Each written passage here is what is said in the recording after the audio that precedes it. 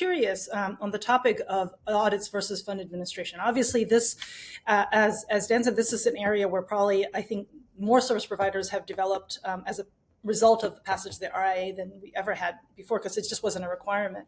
But to your point, as CanAm as a regional center, weighing an audit versus a fund admin strategy to meet that RIA requirement, it was obviously not just what we were doing internally already, but it was also our decision making involved. How does this appear to investors who are asking questions and trying to get comfortable? Fund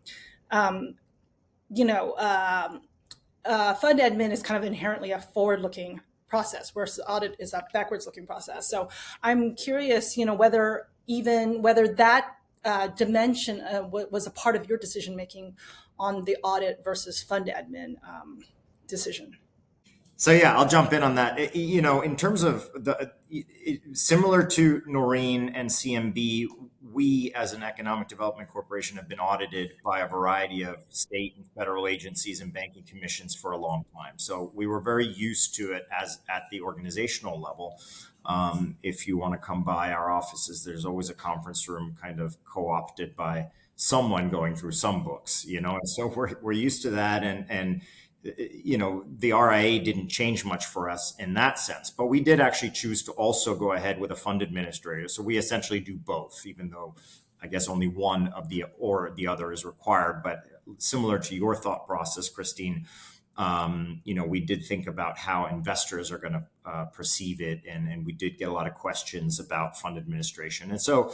We do believe they add different values, and so we go ahead and use both. But echoing what Dan said earlier, I mean, look, at the end of the day, we probably, even though we have a very robust compliance department because we touch all these different areas, we also do lean heavily on external parties, and perhaps even more so than before.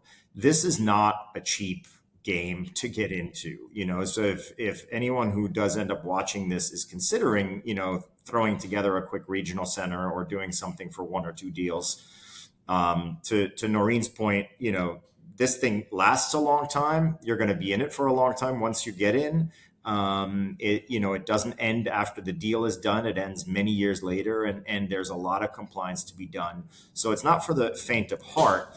But if you're going in, then also don't try to cut corners, because that's just going to be going to keep you up at night. And it's expensive to use the best of breed service providers. The best of breed is expensive, but they are the reason that you can sleep better at night. And we try to kind of double up on these things, both on the counsel side and auditor side and fund administrator side, just so that there's someone double checking everything. And I think that's ultimately key.